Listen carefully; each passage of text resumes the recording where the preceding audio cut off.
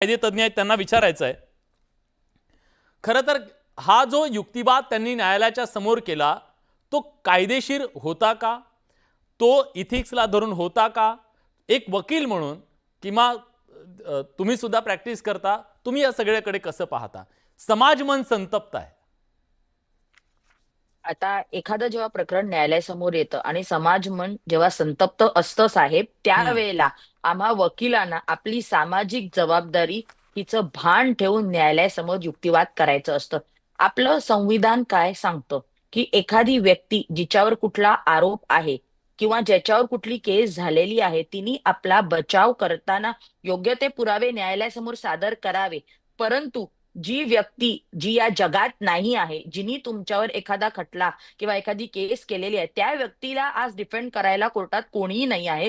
तर त्या व्यक्तीबद्दल काहीही बोलताना ठोस पुरावे न्यायालयामध्ये डॉक्युमेंटेशन फॉर्म मध्ये द्यावे. मगाशी जे वकील साहेब म्हणाले की आमचं इन्व्हेस्टिगेशन होत नाही आहे, आम्ही वारंवार न्यायालयाला हे सांगत आहोत, मला माहित नाही त्यांनी न्यायालयामध्ये डॉक्युमेंटेशन दिलेलं आहे की नाही, किंवा जर हे म्हणतायत आज दुसऱ्या रिमांडची का तिसऱ्या रिमांडची वेळ आलेली आहे, पहिला रिमांड 17 तारखेला झाला, मग काही रिमांड झाला आणि 28 तारखेला रिमांड झालेला आहे. जसे एका कंप्लेनंटला मूलभूत अधिकार आहेत तसेच आरोपींनाही मूलभूत अधिकार आहेत. तर त्यांना आपल्याकडे सुट्टीमध्येही न्यायालय चालू आहेत आणि आपले उच्च न्यायालयाचे खंडपीठ बसत आहे. पोलीस जर इन्व्हेस्टिगेशन योग्य दिशेने करत नव्हते तर 17 तारखेपासून आज 28 तारखेपर्यंत त्यांनी उच्च न्यायालयात जाऊन ट्रान्सफर ऑफ इन्व्हेस्टिगेशनसाठी एक एक रिट पिटिशन द्यायला पाहिजे होतं. आणि जर त्यांनी दिलं असतं तर तर त्याच्यामध्ये आज गोष्ट वेगळी असती. कारण आपण बघतोय उच्च न्यायालय किती किती प्रकरणांमध्ये सीबीआयला ट्रान्सफर करत आहे, सीआयडीला ट्रान्सफर करत आहे. म्हणजे जसं प्रकरणाचं गांभीर्य आहे तसं ट्रान्सफर करत आहे. त्यांनी त्यांच्या बाजूनी जर त्यांचा काही बचाव केला असेल किंवा काही डॉक्युमेंटेशन कोर्टामध्ये दिली असेल, त्या डॉक्युमेंटेशनसाठी आज मी काय म्हणा किंवा कोणी आपले जे मान्यवर इथे चर्चेत आहेत ते प्रिव्ही नसणार आहेत. आणि जसं ते तुम्हाला म्हणाले की तुम्ही पोलिसांना विचारलं आहेत की नाही, तसं त्यांनी जर पोलिसांकडे पण काही डॉक्युमेंट दिले असतील तर त्यांनी त्याच्याबद्दलही इथे म्हणजे थोडंसं लाईट शेअर करावा. कारण आज जे त्यांच्यावर शिंतोडे उडवले जात आहेत त्याच्या एक मिनिट सर, आले वकील साहेब परत आले. थँक्यू मॅडम मी विचारतो हां प्लीज वकील साहेब बोला. I got your point. You are saying that I could have gone to High Court for seeking transfer of investigation. त्याच्याबद्दल मी आपल्याला सांगतो. They were produced in the court. म्हणजे त्यांना कोर्टासमोर सुट्टीच्याच कोर्टात आणलेलं 17 तारखेला. त्यांना आणल्यानंतर आम्ही हा युक्तिवाद केल्यानंतर इट इज एक्सपेक्टेड आमच्याकडनं अशी आम्ही अपेक्षा करत होतो की आम्ही युक्तिवाद केला, आरोपी 16 तारखेपासून त्यांच्या ताब्यात आहेत, तर आरोपी त्यांना जी काय माहिती देत आहेत त्या माहितीच्या अनुषंगाने पोलीस तपास करत असावेत असं आम्हाला दिसत होतं, वाटत होतं. ते त्यांनी केला नाही हे आम्हाला कधी कळलं? काल कळलं की त्यांनी अद्यापही केलेलं नाही. आता हे काल कळल्यानंतर आम्ही ह्याच्यावरती आवाज उठवला. आता तो झाला. मॅडम ज्या बरोबर बोलल्या, मॅडम सिंपल आहे, तुम्ही जे आता बोललात मला हे मला काल समजलं. काल समजल्यानंतर आता आमची योग्य डायरेक्शननी इन्व्हेस्टिगेशन होत नाहीये, त्यासाठी आम्ही अप्रोप्रिएट ऍक्शन घेणार आता. कारण आम्ही आता मीडियाकडनं विनंती केली, कोर्टाकडनं केली, कोर्टात समोर केली. आयोगना आरोपी रोज जीव तोडून सांगतायत की तुम्ही साहेब ह्या अँगलनी तपास करा, परंतु जर कुणाला ते करत नसतील, हे आम्हाला जेव्हा काल एकदा खात्री झाली तुमची कोर्टाची प्रक्रिया पार पाडताय. आम्ही रोहिणीताई खडसे आपल्या सोबत आहेत. रोहिणीताई तुमची भूमिका मांडा. स्वप्नाजी बोला. वकील साहेब थांबा प्लीज, तुम्हाला विनंती करतो, सकाळपासून तुम्हाला मी विनंती केली आहे, असं नका जाऊ, असं करू नका, प्लीज थांबा. हा स्वप्नाजी, कारण काय होतं तुम्ही इथे मुद्दा उपस्थित केल्यानंतर मग बाकी उत्तर कोण देणार? स्वप्नाजी प्लीज. स्वप्नाजी एक कमेंट, मला रोहिणीताईंकडे जायचंय. सर, आपले वकील साहेब नॅचरली खूप बिझी आहेत आणि ते म्हणत आहेत की म्हणजे मी अशी आशा बाळगते, ते जे म्हणतायत की मला आरोपींनी काल सांगितलेलं आहे, हे सांगितले आहेत आणि तसे डॉक्युमेंट्स रेकॉर्डवर असतील, जर त्यांच्या आरोपींचा बचाव असेल आणि डॉक्युमेंट्स त्यांनी रेकॉर्डवर दिले असतील तर ठीक आहे. त्यांनी ते he is not suppose to disclose the documents in the media, but at least police अॅट्रॉसिटीजच्या विरुद्ध त्यांनी कोर्टाकडे अर्ज केला असेल ही आशा असेल. ठीक आहे रोहिणीताई, मी येतो तुमच्याकडे, फक्त रोहिणीताईंची भूमिका आहे का, त्यांना एकदा उत्तर बरं, पाहिजे बरं, तुमच्याकडून. Yes yes. रोहिणीताई वकील प्लीज. साहेबांचं पूर्ण त्यांनी जे आतापर्यंत जे स्टेटमेंट दिलेलं आहे ते सगळं वाचलं. माझं खरं या विलासजी मी या विषयापर्यंत पोहोचले की त्यांनी FIR चा उल्लेख केला की FIR मध्ये जे कलम लावलेले आहेत त्या कलमांच्या आधारे आम्ही हे विचार केला की जे सौम्य कलम लावले आहे त्यामुळे तिला मारहाण ही सौम्य प्रकारची असू शकते, फार जास्त रीतीने तिला मारहाण झालेली नाहीये. त्याच्यामुळे आम्ही जे पहिल्या दिवशीपासून म्हणतो आहे की कलम लावताना पोलिसांनी कुठेतरी आरोपींना पाठीशी घालण्याचं काम केलेलं आहे.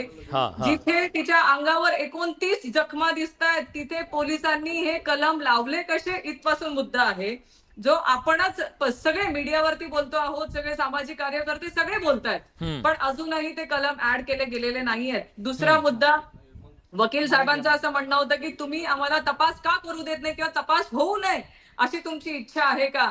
माझी त्यांना या निमित्ताने खरंच म्हणणं आहे, तुमच्या मीडियाच्या माध्यमातूनही म्हणणं आहे की तपास योग्य रीतीने व्हावा अशी त्यांची देखील इच्छा असेल तर आमची तीच इच्छा आहे की एका महिलेवरती जी मृत्यू तिचा झालेला आहे, तिच्या अंगावरती 29 ठिकाणी जखमा झालेल्या आहेत, ज्या जखमांना हे सरळ सरळ विसरलेत. मला वाईट एवढ्याच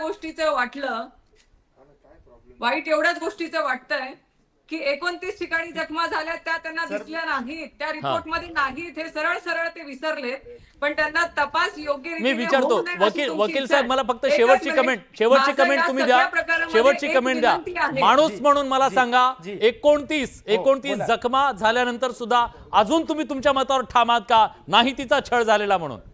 इथं काळजावर हात ठेवून सांगा महाराष्ट्राला एकदा. साहेब माणूस, तुम्ही तुमचा ऐका ना सर, तुमचा प्रश्न काय आहे माणूस म्हणून सांगा. तर माणूस म्हणून उत्तर देतोय, वकील म्हणून नाही. माणूस म्हणून मला जर प्रश्न विचारला तर माणूस म्हणून माझं असं उत्तर आहे की हीच महिला नाही तर या जगामध्ये कुठल्याही महिला पुरुष कोणावरही अन्याय अत्याचार झाला असेल तर माणूस म्हणून माझी संवेदना जिवंत आहे. आम्हाला वाईटच वाटत असतं माणूस म्हणून, परंतु आम्हाला त्यासाठीच कोर्ट दिलेला असतो. तो कोर्ट आम्हाला डिफरन्शिएट करत असतो. वैयक्तिक माणूस आणि आमची ड्युटी याच्यामध्ये हा कोर्टाचा पडदा असतो. हा, थँक्यू सर, मला माफ करा, मला जरा निघायचंय. कोर्टाचा पडदा अजून यांना विचारायचं आहे. एक मिनिट रोहिणीताई, तुम्हाला काहीतरी विचारताय. पण मी काल रात्री केलेलं स्टेटमेंट यांना एवढं बोचलं की अख्ख्या वकील संघाला हे लोक एकत्र करू शकतात माझ्या विरोधामध्ये, माझ्यावरती गुन्हा कसा नोंद होईल बघण्यासाठी. माझं छोटी विनंती आहे की मी फार क्षुल्लक आहे, मी फार मोठी नाहीये, पण जिथे 29 जखमा इग्नोर केल्या जाऊ शकतात आणि जिथे वक्तव्य केले जाऊ शकतात की 4 बायकोच्या कानाखाली लगवल्या म्हणून तो काही हिंसाचार होत नाही किंवा ते काही मोठी गोष्ट नाहीये, हे आमच्या महिलांना सगळ्यांना विचारा जे ग्रामीण भागामध्ये काम करतात ना, या वक्तव्याचा किती गैरवापर पुरुष करू शकतात. त्याच्यामुळे माझी या निमित्ताने येस, मी सुरुवातीपासून तेच म्हणतोय. मेसेज काय मला फक्त एकच मिनिट द्या, मला एकच रोहिणीताई एक मला फक्त 1 मिनिट द्या फक्त. मी केव्हाची बोलते का, तुम्ही बोलताय तेव्हा मी शांत बसली आहे ना, मी ऐकतेच आहे. त्याच्यामुळे माझा एक मुद्दा आहे का, तुमचं म्हणणं आहे ना चौकशी होऊ नये अशी आमची इच्छा आहे का. माझी या कार्यक्रमाच्या माध्यमातून सरकारला विनंती आहे की ही सगळी केस, ज्या केसमध्ये मोठा राजकीय पाठबळ आम्हाला दिसत आहे की आम्ही ओरडून सांगतोय 29 खुणा आहेत, त्या महिलेच्या अंगावरती जिची हत्या झालेली आहे, अशा केसमध्ये सरकारकडून किंवा चांगलं तिला कुठेतरी पाठबळ मिळतंय आणि अशा केसमध्ये तुमच्याकडून कुणाकडूनही चौकशी करून त्याला न्याय मिळेल वैष्णवीला अशी परिस्थिती नाही. त्यामुळे CID कडे ही केस वर्ग करण्यात यावी, जेणेकरून संतोष देशमुखांच्या केसमध्ये आपण बघितलेलं जिथे राजकीय दबाव होता, केस दाबण्याचा प्रयत्न झालेला होता, जेव्हा ती केस CID कडे वर्ग करण्यात आली त्याच्यानंतर अनेक गोष्टी बाहेर निघाल्यात. त्याच्यामुळे ही केस तुम्हाला लक्षात आलं असेल. ताई बरोबर आहे विपुलजी, तुम्हाला लक्षात आलं असेल, तुम्ही त्या आरोपींना सोडवण्यासाठी जीवाचं रान करा. या महाराष्ट्रात कुणाचंच काय म्हणण्याचं असण्याचं कारण नाहीये, तो त्यांचा अधिकार आहे, संविधानानं त्यांना तो दिलेला आहे. हे सगळं करत असताना तिचं चारित्र्यहनन होता कामा नये ही सगळ्यांची भावना आहे, ती तुमच्यापर्यंत पोहोचली असेल. आणि काल तुम्ही घरी गेल्यावर सुद्धा तुम्हाला हेच सांगितलं असेल कोणीही करू नये अशाच मताचा मी. हा, मग यापुढे करणार का? कोर्टात जे काय तुम्ही युक्तिवाद कराल ते करा, माध्यमांच्या समोर येऊन सगळं सांगणार का तुम्ही? हे योग्य आहे का? सर सुषमाताई, कालची आपण सुषमाताई. कृपा करून माझी बाईट एकदा प्लीज बघा. सुरुवात ऐका सर, एक मिनिटं. सुरुवात माझी बाईटची बघा. जे प्रश्न मला पत्रकारांतर्फे विचारण्यात आले त्याची मी फक्त उत्तरं दिलेली आहेत. मनाने मी काही एकही वाक्य बोललेलो नाही. अंजली एवढं ताई, please ऐकताय तुम्ही? लक्षात घ्या. हे Thank पटतंय you, sir. पटतंय हे? मला तोच प्रश्न यांना विचारायचा होता, तर हे काढून गेले मला वाटतं पळून. हा हा, तर मला एक्झॅक्टली सुषमाताई, तुमचा आवाज म्यूट झालाय प्लीज. हा अंजलीताई, त्यांची विंडो की तशीच कसं ठेवा, असतं? त्यांची विंडो तशीच ठेवा, कळू द्या महाराष्ट्राला. नाही, कसं असतं विलास, की रिकामी प्रत्येक विंडो राहू द्या, वकिलाला रिकामीच राहू द्या विंडो. हा त्यांचा एक एसओ